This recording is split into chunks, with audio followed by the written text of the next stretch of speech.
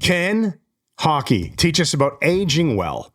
You better believe it. Welcome to episode 282 of the Brain Software Podcast, coming at you from Toronto, Canada, the world hypnotic epicenter.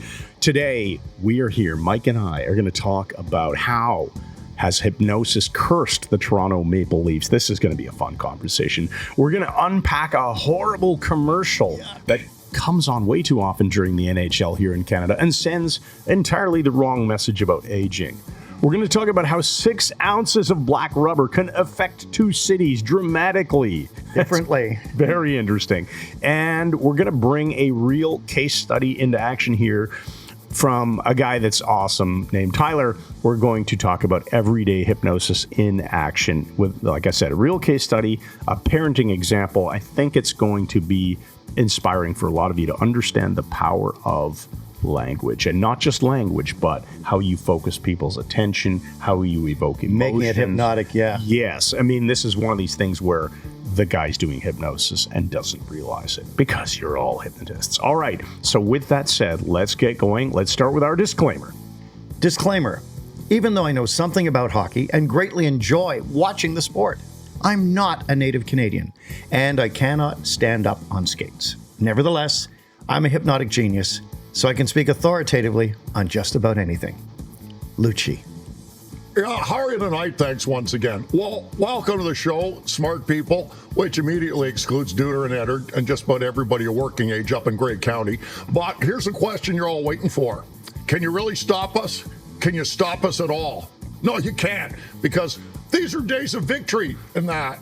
Indeed they are, Brado. So without any further dicking around in the dickery, let's welcome to the Hypnotic Costco, the epicenter of the hypnotic storm that's raging worldwide, the world champion of hypnotic backgammon, who is now the John Lennon of hypnosis, Mike Mandel.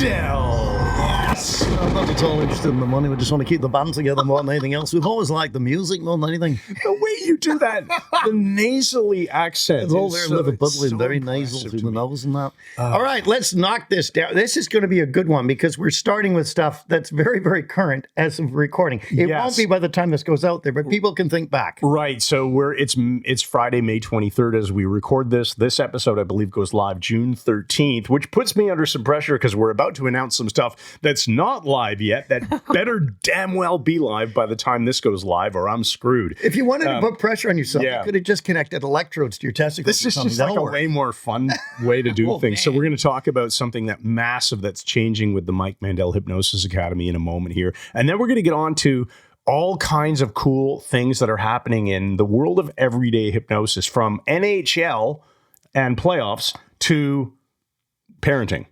Wow. And possibly some reframing depending on how time permits us to do that. All right. So let me tell you how I'm putting pressure on myself. We decided to massively simplify and improve the way that we run the Mike Mandel Hypnosis Academy. And here's exactly what I mean by that. We're changing the offer. We're actually slightly changing the price point too. And it's going to be $49 a month, or will be as of now, assuming I haven't fired myself for missing the date here. For $49 a month, the Mike Mandel Hypnosis Academy, as of right now, grants you every single one of our digital courses, including, obviously, the Mike Mandel Hypnosis Academy itself, our full certification program, which is amazing, which comes, by the way, with built-in practice rooms, which we recently migrated to Zoom. And we do, I think as of right now, we do 11 practice sessions per week with facilitators. We started running our 5-day hypnotic confident hypnotist challenge in the practice rooms for our members. And you can join for $49 a month. You get all our digital courses, Mindscaping, NLP Essentials, Advanced Hypnotherapy Techniques. What else is in there? This is the Easy Self-Hypnosis, the Anxiety Solution. Graphology in there? Graphology is in there. The Personal Development Academy. Timothy's in the house here, standing behind the camera. What am I missing? Yeah, Advanced We call it Wizard School. But anyway, all our courses are there. The only ones that aren't there are the guest trainers. But don't worry about that because you have massive amount of content. Now, $49 a month, right? Yeah. Except it costs you $1 to get started. You get for $1, you get your 7-day trial, and everything is still, everything in the Mike Mandel Hypnosis Academy, our full program, is still there in your library on day 1. And then on day 8 or day 7, depending on when you count it. Basically, after you pay your first monthly fee, everything unlocks, the whole stuff that I just mentioned. So that's what's going on. That way, there's no more complexity around, well, what's included in the Academy and what isn't? What do I get versus what's a la carte? Just streamline. You get it all. You get everything. If you go to MikeMandelHypnosis.com/products, you'll see all our products, and basically all the digital courses that we have produced are in there. And it's $1 to get started. And there's a lot of them. Mandel, that's great. MikeMandelHypnosis.com will get you there, and you'll find the links. And if you can't find the links, then I guess you'll email me and say, Chris, you're fired because the navigation on the website sucks. But it doesn't, so you'll find it. All right. Putting on a non-existent fire there. Yeah, there you go. Just in case. All right. So that's it for promo land. Let's talk about the NHL, buddy. Okay, this is going to seem crazy to those who aren't hockey fans, but there's a lot of interesting stuff here to unpack. The NHL, National Hockey League. You know, I'm a huge Toronto Maple Leafs fan. Sorry. Why? And Edmonton Oilers, who are still in it as of this. Now, tomorrow, this is really crucial because tomorrow is May the 24th, which means tomorrow we are 7 months to Christmas. Oh, yeah. Christmas Eve. Isn't that crazy? 7 months. Haven't even got any decent weather. Well, we had a lot of rain. But let's talk about the NHL. Hockey, arguably the world's fastest sport. I can't think of anything that competes with it. Maybe Irish hurling, but it is way more interesting to watch than baseball, for example. Baseball feels like sleepy land. Yeah, but baseball's a different vibe, it's right? Fun. I like it, but it's like on a continuum. Exciting. You've got your hockey, which is frantic. You got baseball, and then the far end you got golf. But golf is to watch to relax, though. Yeah, you stretch out, you just enjoy it. It's not meant to darts, billiards.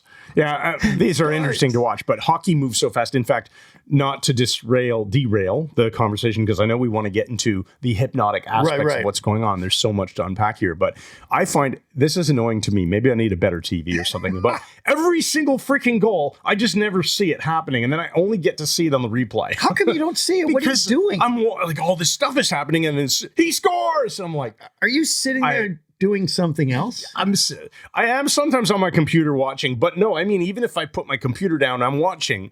The action is so fast, and here I'm imagining it in my mind now. I'm hypnotized, going, what the hell just happened? Well, but I know why, because your freaking TV is so enormous. You have to turn your head, and you just missed it. Like, it might as well be it's not a big TV, and it's not the highest res. It's only 96. Anyway. At the cottage, I have a very big one. Oh, that's the one. Yeah, that's a 75-incher, and it's amazing. My in-laws put that in, and so it's great. Okay. Now let's talk about it. Is there a Toronto Maple Leaf curse? Now, this is very interesting because this shows me how people can get Pierre Jeanet's idée fixe. They get an idea stuck in their head they cannot break free from. And our mutual friend Paul, he is absolutely convinced, and he's not dicking around, because after we shared the better part of a bottle of scotch together, he started talking about this, and it was like a true confession. It's like he's certain about what he's saying. He was deeply emotionally engaged, like it was stressing him. What was he saying? He said that the reason the Toronto Maple Leafs had this curse, and what it is, it means no matter how well they play, no matter how many amazing players they get for huge amounts of money, they always choke at the end to disappoint their fans. I mean, it really badly choked. 58-year track record of perfection here. Incredible. And people say it's the ghost of the past. It's like, well, not Christmas past, but it's this curse on them. Paul is absolutely convinced it's because of his own father. Now, I'm not making this up. Willard Moyer has passed away. Lovely fellow, really nice man, a friendly guy.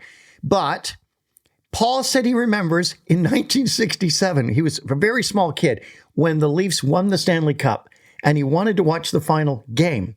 And his dad said, no, Paul, you got to go to bed. Don't worry. There'll be all kinds of Stanley Cup games that the Leafs are in. And he said, in that moment, his dad cursed them permanently. And he will argue it congruently. Isn't that interesting how an idea can so overcome your mind? You can have such a reality tunnel based on that no intruding information even gets in. Okay, so, and I think we're going to get to that when we talk about one of the things you wrote about in the Open Mic Sunday newsletter. Goes out to everyone on our mailing list, by the way, so just be on our mailing list through signing up for anything on our website.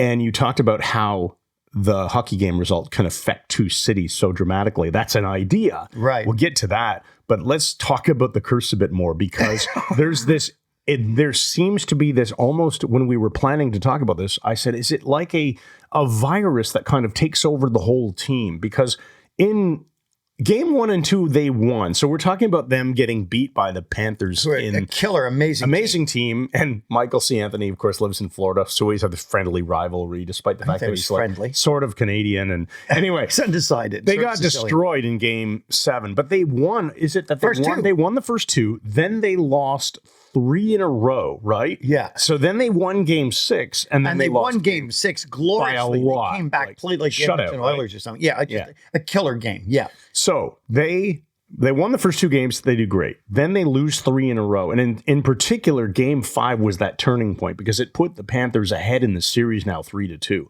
And they just collapsed. Like the team was a disaster. Terrible. So we're wondering, how did they go from playing so well in Game 1 and 2 to just being a disaster? But Incredible. wait, then they came back in Game 6 and played like they've never played like before. world champions. Like a different team. And then what happened in Game 7? They went back to what didn't work in Game 5. By The number of trying. guys standing. I watched 4 of them standing with their sticks in their hand casually in front of the net. And Joseph Wall is save after save after save. And they're just watching. Oh, he's doing a good job. Kind of like Did you see the dick? Gaping in the gapery. The gaping in the gapery. Did you see the Leaf who dropped his stick? And instead of picking it up, he skated past it like I know. a foot away. I wasn't sure about that. Probably times. real hockey fans, unlike us who don't really know all that much about it, are probably going to say, well, no, the stick was cracked and there's a rule. I don't know. I'm not sure. I'm not sure either. Yeah, anyway. Of course, there's a lot of screaming.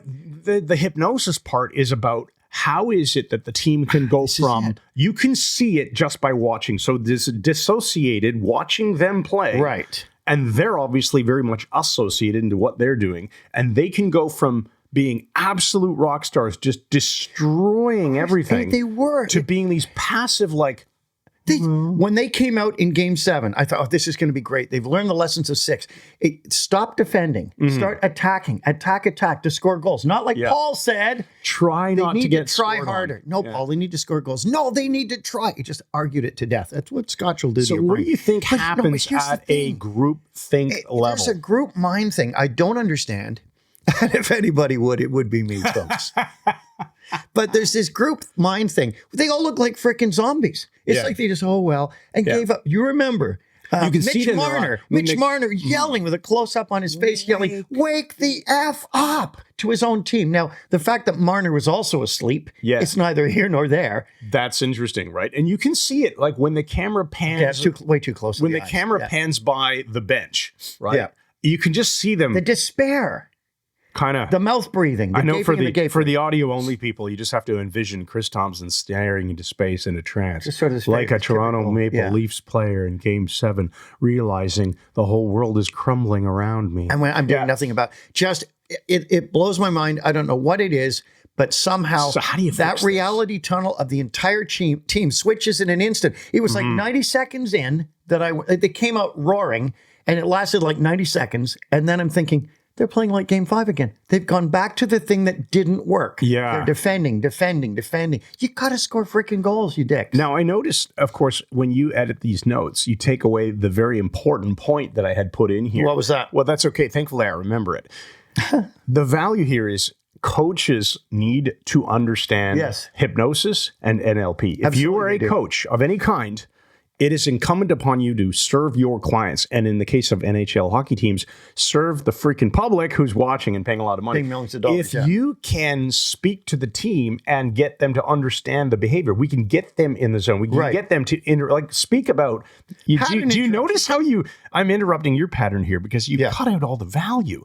What is it that they have to understand to do differently? Well, that you don't stop the value to talk about how there isn't any value. Maybe that would be a good starting point. Where's the value? Where's the value? Yeah, talk about pattern interrupting and changing state and that stuff. You've got to break the pattern they're in. You have to dramatically break it. And we go back to John Grinder's chain of excellence here. If you change the person's breathing and their physiology on the break, I mean, the first intermission, that's what he should have been doing. Having everybody breathe differently, move their head, shake off the bad pictures, knock them out of your head, walk with grace and power. You can't with skates on, but you can move differently. This is where it came from. I remember now when we were talking about what we want to do on this podcast, and you said, remember when he said, wake the F up? And the thing is, that's not a really good pattern interrupt, right? If somebody's angry, you don't interrupt them by saying, stop being so angry. Right. That's not really much of a pattern interrupt. So what might work better instead? Well, I'm saying as soon as you have them move differently and breathe differently, you're breaking it right away. Breathe like you're powerful. Think of Game 5, how great you felt when you won that. Yeah. Game 6, not Game 5, God forgive me. Yeah. But yeah, breathe like you did at the end of Game 6. How did it feel stepping out with everyone going crazy? Yeah. Breathe that in again and take it on the rink with you. There's so many other ways too. Like a coach could tell the whole team at like a huddle, almost like it's going to be serious, and then tell the most inappropriate joke and have everyone freaking cracking up over some stupid joke. And then, okay, that's it. You're interrupted. Let's get in the zone. You mean like the Willie Nelson joke? Yeah. I don't know about a Willie Nelson joke. You do. But, oh my goodness. Oh, I do. We can't admit that. Don't even not talk about it. Okay. No. Here, let's talk. Want to get demonetized? We're going to come back to this, but let's just talk about Ryan's solution. So our friend Ryan, great guy, Enneagram. Oh, this. He phones me up and says, will you help the Leafs? And I said, no. He said, why won't you help the Leafs? Do you like them? He starts trying to nail me, right? And I said, of course I like them. Then why won't you contact them? I said, because I don't want to help them. Well, don't you want to be the person who gets his name in the paper for helping the Leafs? I said, no, I have no need for fame. I have no interest in it. Yeah. He said, what if they offer you $100,000? Would you do it? And I said, no, Ryan. He said, you really wouldn't. I said, some of us can't be bought, as I proved with turning down the Las Vegas You game. wouldn't help a team that you were a fan of? No. How insensitive are you? And here's the thing. He said, what if you got 100,000? I said, it would not change the quality of my life. I have every guitar I can play. I've got a great cat, great wife, great house. I mean, just great friends. I don't need it. Money is nothing to you. Well, listen to Timothy September laughing. Yeah, we know how important it is to you Americans. So, okay, that's it. Why won't you help them? Presupposition that they somehow would accept your help if you call them up. Hey, I'm Mike Mandel. Don't you know who I think I am? I can help you. Don't do therapy. Bottom line is you can't help people that don't want to be helped. And if the coach understood the power of state shifts and how hypnosis was happening here, he would already be bringing someone in. Of course. So the it's fact not that even the on the team's table. sitting there, obviously it's not happening. So, and we've got the thing: how can failure be anchored to an entire team? That is the mystery in this. They call it the ghost of the past with the Leafs. And for those of you who did not see it and are not hockey fans, it was unbelievable because they were so good on Game 7. Go Leafs, go Leafs, go. Game 6, Game 7. Fans were leaving in droves. Thousands of people left. People were taking their $200 Leaf jerseys and throwing them on the ice, throwing beer at the team's bench. And then that's not a Canadian audience. Later, burning the jerseys on X, so like posting videos on X. I didn't see that. Oh yeah, some people were burning Maple Leaf jerseys. Of course, other people are like, "Are you stupid?" I mean, they should have burned the Leafs in effigy, like Guy Fawkes Day. Or no, just kidding. In case there are any in effigy, I said. That's all. In effigy, you make a dummy of things. Say, okay, and then burn it. You know. Yeah. But anyway, they need the immense pattern interrupt. You said about laughing. And laughing's a perfect. Laughing. Remember, years ago we did an episode on Little Book of Hypnosis by James Hazelrigg. Yes. And I don't think he said it was his concept. He just packaged it up nicely. So credit to whoever. It's James laughing yoga. It comes from. Yeah, the idea being if you laugh on purpose, it creates the same emotion in your brain as if something really funny just happened. Well, it creates the same neurotransmitter release. So it's a cause and effect loop. You could find something funny and laugh as a result. Or you can laugh on purpose and feel the same way as if you found something really funny. It will break state, and then you can take that new empowering state and get in the zone and apply that to the hockey or the baseball or whatever. Laughing on purpose. We've done this to get in the zone, and it's these are days of victory. It's a great way to do things. Well, let's talk about that aging versus getting old, because this cantaloupes. And it wasn't even a commercial for Cantaloupe. No, it was a commercial for Instacart. Is it called Instacart, Timothy? Yeah, It's in Canada, I guess, now in the big cities. I live here in a small town. We don't have that. It's a commercial for Instacart. And order groceries and get them within an hour. Because of that, I will not do business. Oh. This commercial was so infuriating. It's like the music is really drab and depressing, and it's a place that's decorated like late 60s, early 70s with wood paneling and just crap furniture. And there's this nice looking girl sitting there and she's got glasses on. She's on her couch. And the guy. She's on her phone, right? She's doing something and you don't know what yet. Doing an Instacart order, we find out. But the guy is a guy probably my age. That's where the comparison ends. That's where it goes horribly wrong. So he's dressed in some sort of lunacy Comfy costume. pants. Comfy pants, or I got a cough. He's making me cough. Uh-oh. We'll edit that out. I'll cover for you. I have nothing against the man because I know he's an actor, but the character he is portraying looks like a total freaking aged loser. Like he's lying back in a freaking rocking chair or something. Apart from that, the way they made him look, his head is already skull-shaped. Yeah. So you got the dome, you got the jaw sticking out, and they've emphasized that by giving him an angel of death freaking white Beard. goatee and his glasses, and he's very soft and he's very soothing. And what does he say to her? He says something like, he interrupts her pattern. I don't mean to alarm you. I don't mean to alarm Or I don't mean He's to. very soothing and very old, and he moves really gingerly. And I'm thinking, I could beat him in the octagon in 1/10,000th of a second by doing. Not that you would. Not that I would, but it annoys actor. me because as a 72-year-old man, which I am, I live with frickin' vitality and do 1,000 squats a week, and I don't want to be frickin' old. It is the difference between aging and being your best still and becoming old. And this commercial had resignation all over it. Oh, That's yeah, what I hated. absolutely. And at first I thought that was supposed to be his wife. Yeah. But I think it's his daughter or his Daughter. I'm pretty granddaughter sure or it's something. meant to be daughter or But granddaughter or he something. yeah. moves and he acts like he's 2,000 years old. And the annoying thing was then at the end, they make it even worse because he's telling her to put a note to tap the rind on cantaloupes when you order You don't them. want it to sound hollow And or she's just something. looking at him, and he's saying it very soothingly and very kinesthetically and very weakly There. with no freaking I don't mean chi. to alarm you, but Shut up, you're you doing it. gotta knock on it.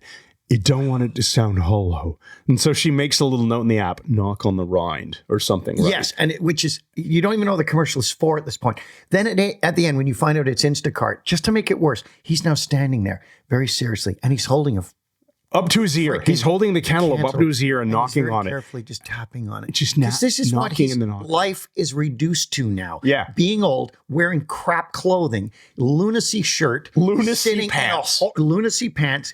Like he just needs an IV drip and an oxygen tank and 24-hour-a-day care to make the commercial complete, which I'm sure they'll do next year. And I will hate it then, and I'll speak against it then. And I'm issuing a challenge to the person who designed that commercial to meet me in the frickin' octagon. How about this? How about the challenge to Instacart or Insta, whatever the heck they're called? update how your about, commercials. How about you make a commercial that has people, I don't know, saying, hey, you want to go do groceries? We're running out. No, we're going to use Instacart because we're too freaking busy going out to have fun. We're going to the AC/DC Thank concert. you. Whatever, right?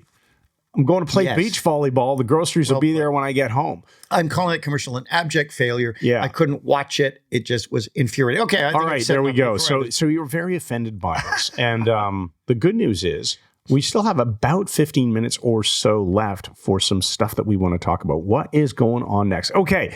Your affiliate marketing with Instacart. There you go. Shut up. Yeah. We're not affiliate marketers for Instacart. Let's talk about the Sunday newsletter and get back to hockey because, well, we're still on the topic. Right, actually. we still are, The actually, puck yeah. changing the state of two cities. This just struck me as an amazing thing that when, let's say that final game, that seventh game, when you have a hockey puck, which weighs about 6 ounces, is about 3.5 inches across and maybe 3/4 of an inch thick, you wouldn't think it has any occultic power, but it clearly does.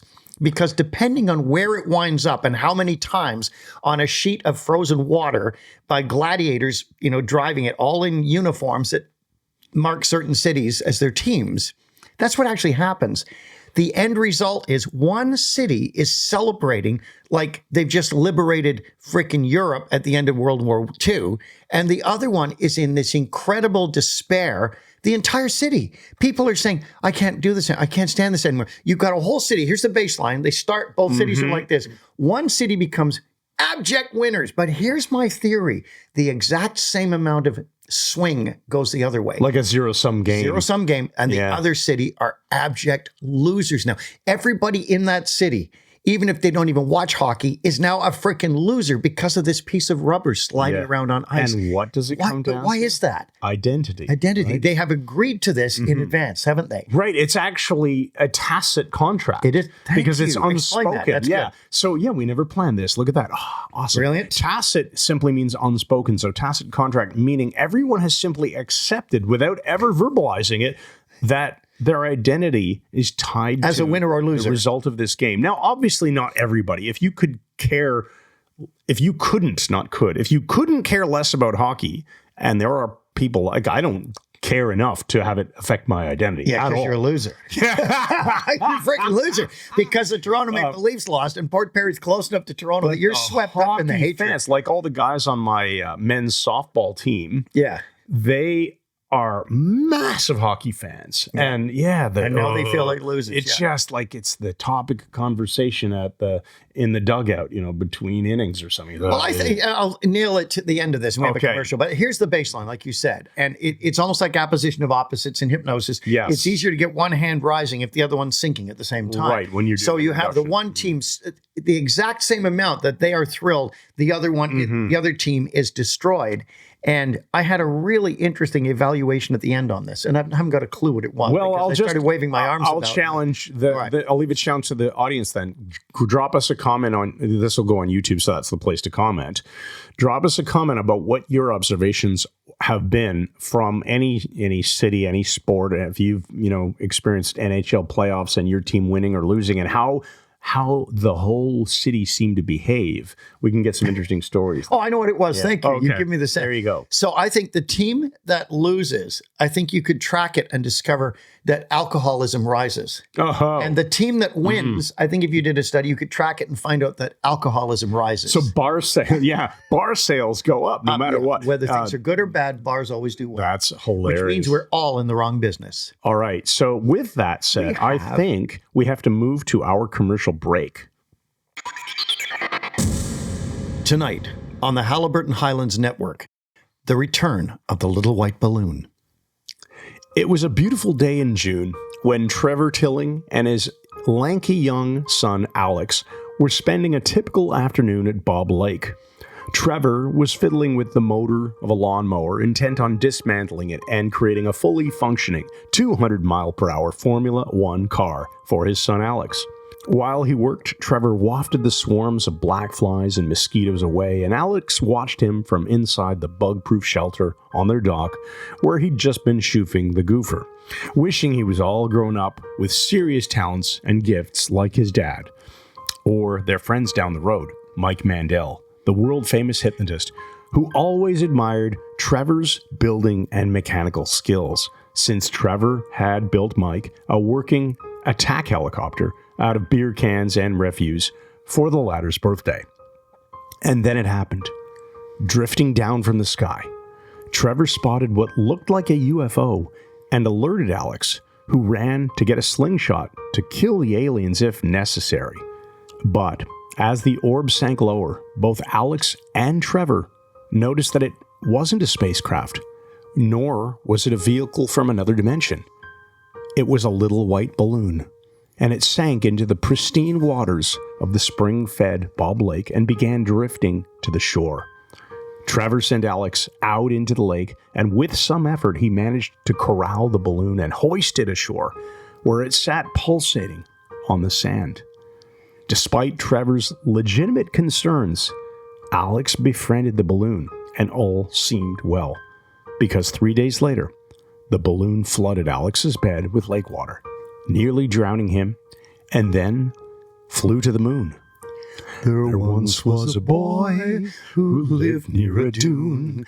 He walked over the sand as he whistled a tune. And when shooting the gopher on a fine day in June, he saw the return of the little white balloon. The return of the little white balloon, tonight on the Goofer Shoofer Network.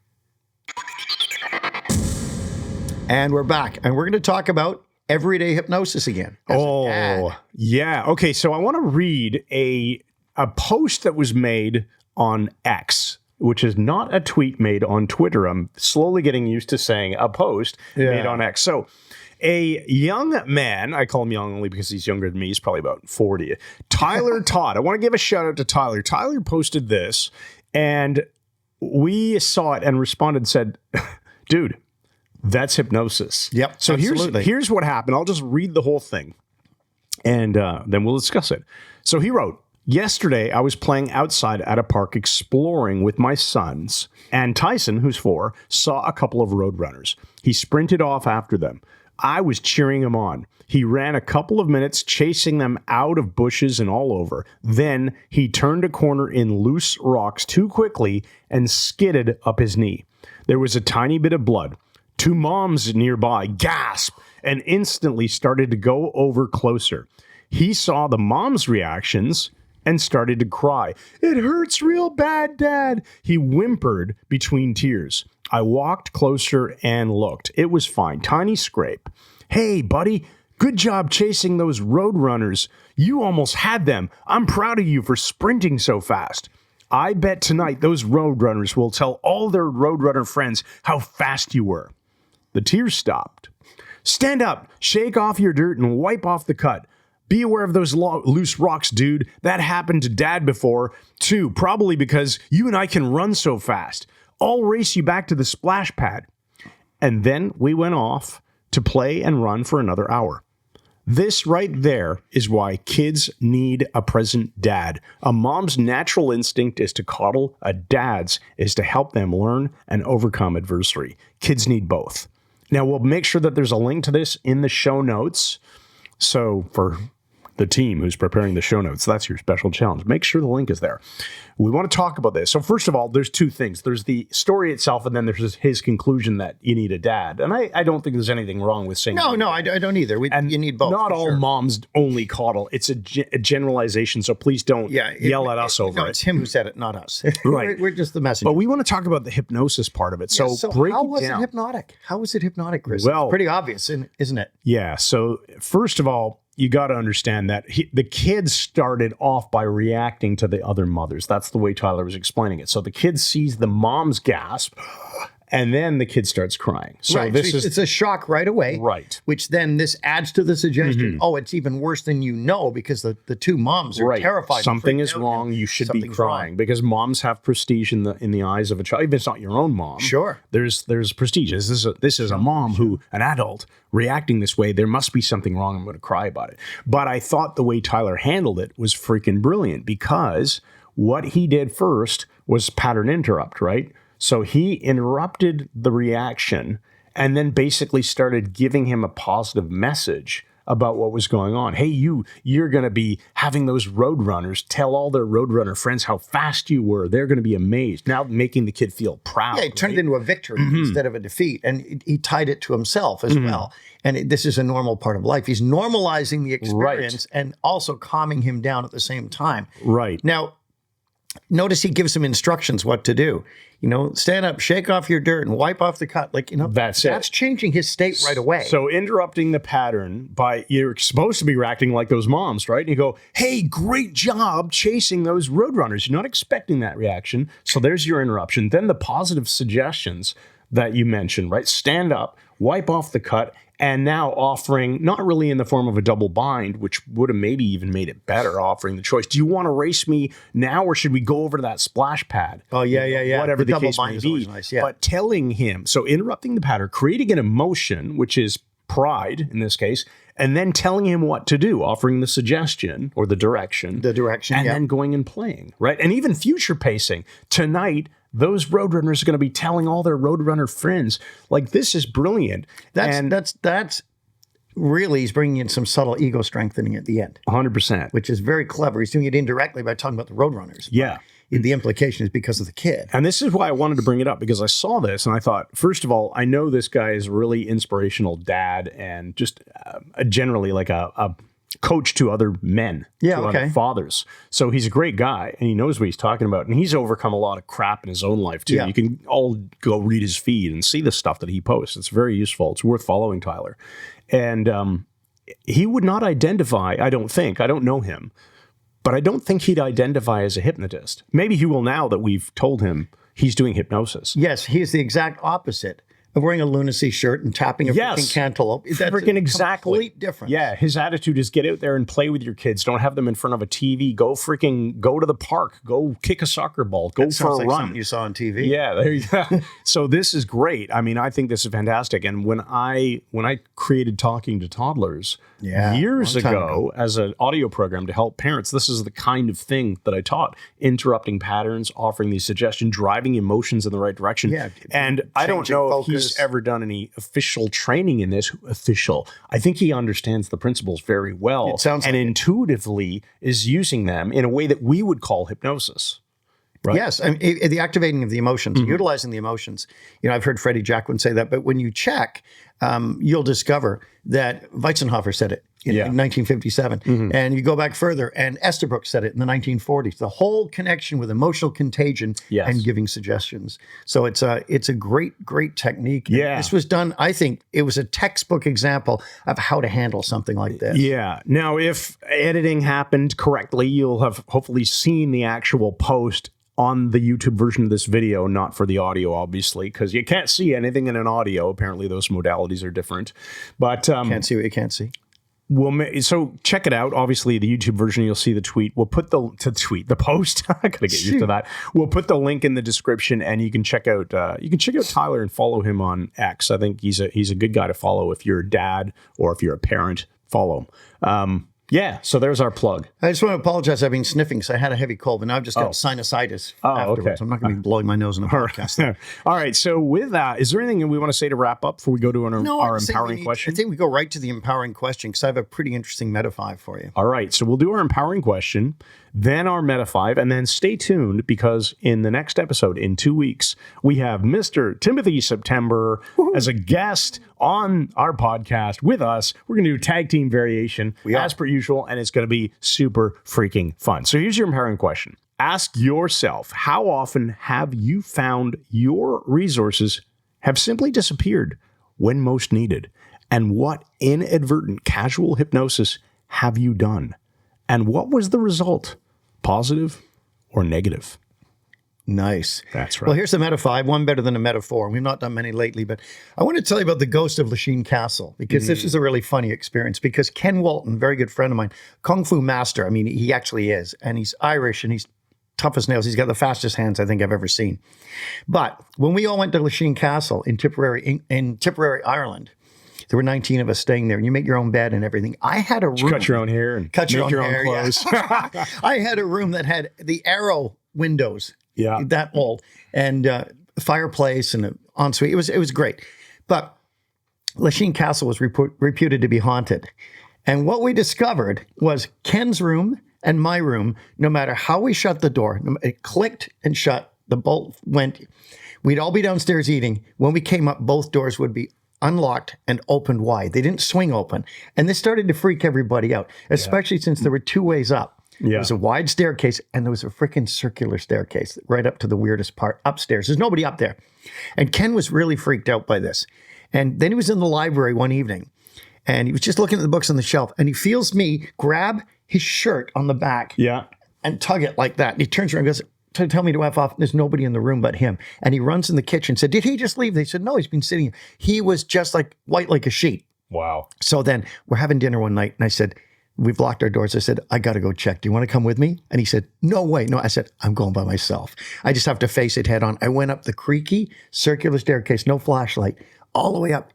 And there's both doors wide open, waiting for me. Again, it was pretty eerie.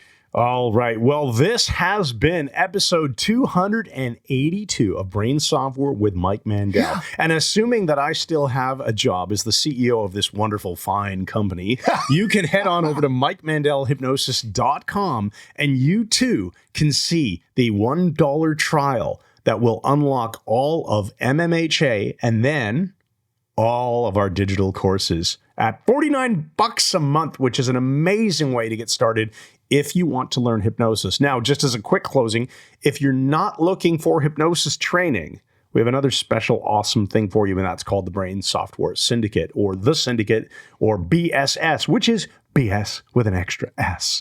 And you just go over to MikeMandelHypnosis.com/BSS, and you'll see that we have an amazing community and a bunch of our best personal development courses and audio programs, self-hypnosis included, and you can get that for, well, I'll let you find out for yourself. It's insanely cheap. It is insanely low price. Insanely low price. Not cheap. That makes it sound like, a cheap suit. You know, it's like awesome. So check out the Brain Software Syndicate if you're more interested in working on yourself. Check out the Mike Mandel Hypnosis Academy if you're interested in becoming a hypnotist who helps other people. Thanks once again. And never get caught shoofing the goofer. Good night.